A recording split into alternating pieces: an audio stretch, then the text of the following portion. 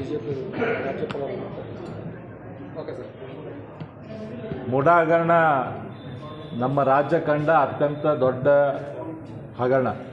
ಸುಮಾರು 4,000 ಕೋಟಿಯಿಂದ 5,000 ಕೋಟಿ ರೂಪಾಯಿ ತನಕ ಇದರಲ್ಲಿ ಭ್ರಷ್ಟಾಚಾರ ಆಗಿದೆ ಅಂಥೇಳಿ ಇಡೀ ರಾಜ್ಯದ ಜನತೆ ಒಂದು ರೀತಿ ಶಾಕ್ದಲ್ಲಿ ಇದ್ದರು ಈ ಹಗರಣದ ಸುದ್ದಿ ಕೇಳಿ.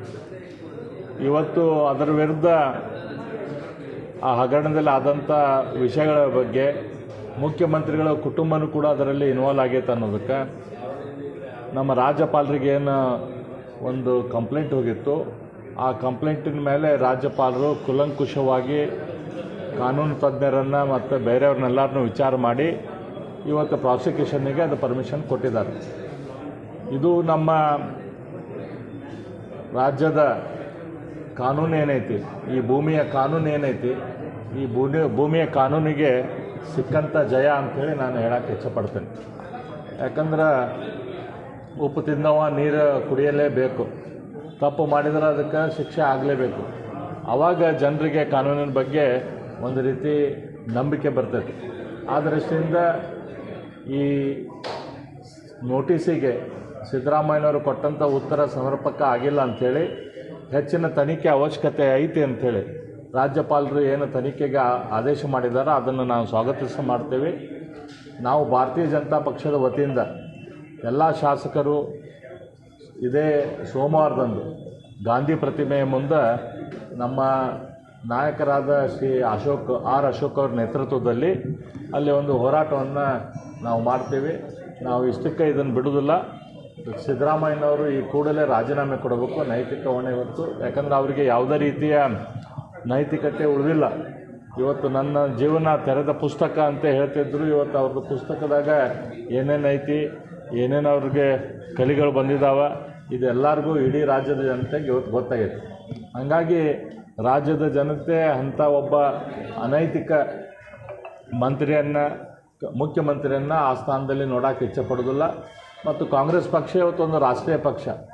ನನಗೆ ಭರವಸೆ ಐತಿ, ರಾಷ್ಟ್ರೀಯ ಪಕ್ಷ ಆದ ಕಾಂಗ್ರೆಸ್ ಪಕ್ಷ ಕೂಡ ಈ ರೀತಿಯ ಮುಖ್ಯಮಂತ್ರಿಗಳನ್ನು ಆ ಸ್ಥಾನದಲ್ಲಿ ಇಡ್ಸೋಕೆ ಕಂಟಿನ್ಯೂ ಮಾಡೋಕೆ ಅವ್ರು ಕೊಡೋದಿಲ್ಲ.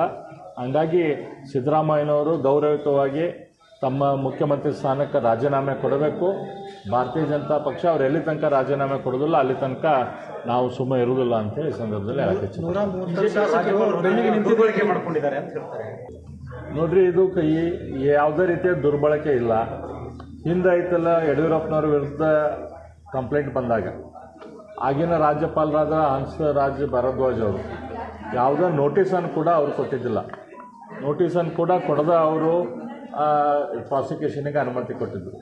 ಆದರೆ ಈಗಿನ ರಾಜ್ಯಪಾಲರು ಅದ್ರ ಬಗ್ಗೆ ಪ್ರಾಸಿಕ್ಯೂಷನ್ ಅನುಮತಿ ಕೇಳಿದ್ದಾಗ ಕೂಡ ಅದ್ರ ಬಗ್ಗೆ ನೋಟಿಸನ್ನು ಕೊಟ್ಟು ಮುಖ್ಯಮಂತ್ರಿಗಳಾದ ಸಿದ್ದರಾಮಯ್ಯನವ್ರ ಕಡೆಯಿಂದ ವಿವರಣೆಯನ್ನು ಕೇಳಿದರು. ಆ ವಿವರಣೆ ಇವತ್ತು ಸಮರ್ಪಕ ಆಗಿಲ್ಲ, ಇನ್ನೂ ಹೆಚ್ಚಿನ ಎನ್ಕ್ವೈರಿ ಅವಶ್ಯಕತೆ ಇತ್ತು ಅನ್ನೋದಕ್ಕೆ ಈಗ ಪ್ರಾಸಿಕ್ಯೂಷನ್ಗೆ ಪರ್ಮಿಷನ್ ಕೊಟ್ಟಿದ್ದಾರೆ.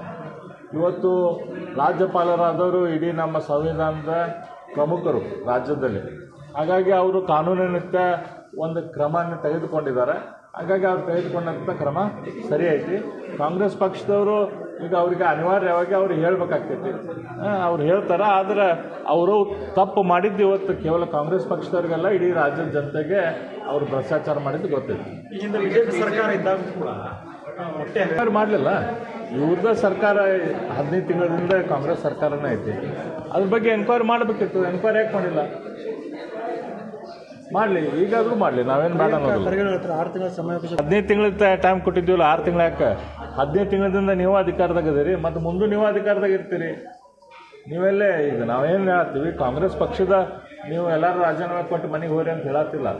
ಸಿದ್ದರಾಮಯ್ಯನವರು ರಾಜೀನಾಮೆ ಕೊಡಲಿ, ಬೇರೆ ಮುಖ್ಯಮಂತ್ರಿ ಮಾಡಿರಿ, ಎನ್ಕ್ವೈರಿ ಮಾಡಿರಿ. ಬೇರೆ ಕೇಸಸ್ ಏನದಾವ ಎಲ್ಲದ್ರ ಬಗ್ಗೆ ಎನ್ಕ್ವೈರಿ ಮಾಡಿರಿ. ಕಾಂಗ್ರೆಸ್ ಶಾಸಕರೆಲ್ಲ ಒಟ್ಟಾಗಿ ಸಿಎಂ ರಾಜೀನಾಮೆ ಕೂಡ ನೋಡ್ರಿ, ಕಾಂಗ್ರೆಸ್ ಪಕ್ಷದವರು ಎಷ್ಟು ಮಟ್ಟಿಗೆ ಒಟ್ಟೆ ಇದ್ದಾರೆ ಏನಂತ ಎಲ್ಲರಿಗೂ ಇಡೀ ರಾಜ್ಯದಾಗ ಎಲ್ಲರಿಗೂ ಗೊತ್ತೈತಿ. ದಿನ ಒಬ್ಬರು ಬಂದು ಹೇಳ್ತಿದ್ರು, ಈಗ 15 ದಿನ ತನಕ ನೆಕ್ಸ್ಟ್ ಮುಖ್ಯಮಂತ್ರಿ ನಮ್ಗೆ ಮಾಡಿರಿ ಅಂಥೇಳಿ. ಅವ್ರು ಎಷ್ಟು ಮಟ್ಟಿಗೆ ಯಾರು ಒಟ್ಟಿಗೆ ಅದಾರ ಅಂಥೇಳಿ ಅದು ಪ್ರಶ್ನೆ ಈಗ ಆದಲ್ಲ. ಅವರು 12 ಈಗ ಒಂದು ರೀತಿ ನಾವು